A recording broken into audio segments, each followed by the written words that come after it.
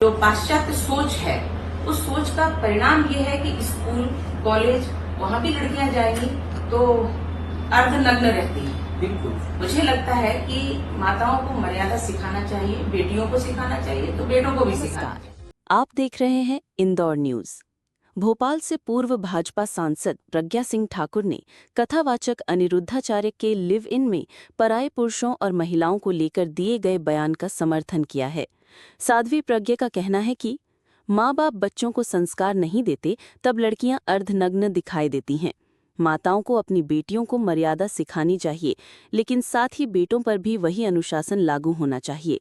उन्होंने साफ कहा, बेटे बेटी दोनों पर नियम एक जैसे होने चाहिए। घर लौटने का समय केवल बेटियों से नहीं, बेटों से भी पूछा जाना चाहिए।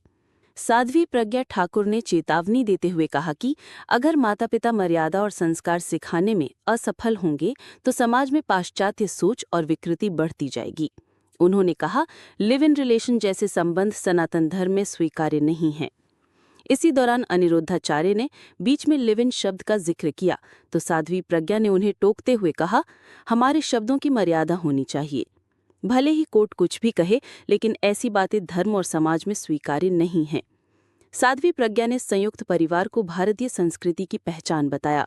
उन्होंने कहा, गुजरात में बड़े संस्कारित परिवार इसके अच्छे उदाहरण हैं, जबकि कई राज्यों में लोग अकेले रहना पसंद करते हैं, जो समाज के लिए ठीक नहीं।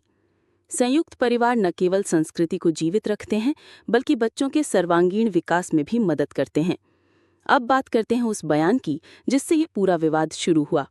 पिछले महीने कथावाचक अनिरुद्धाचार्य ने कहा था कि 25 साल की लड़कियां 4 जगह मुंह मार चुकी होती हैं, सब नहीं लेकिन बहुत। उन्होंने ये भी कहा कि ऐसी लड़कियां जब जवान होकर लिव इन या किसी और रिश्ते में आती हैं तो अपनी जवानी कहीं न कहीं गंवा चुकी होती हैं।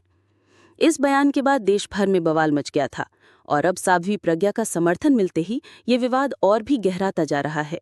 तो बड़ा सवाल ये है कि क्या वाकई मर्यादा और संस्कार की कमी ही आज के बिगड़ते रिश्तों की जड़ है, या फिर ये सिर्फ महिलाओं पर सवाल उठाने की मानसिकता है? आपकी राय क्या है? कमेंट बॉक्स में जरूर बताइए।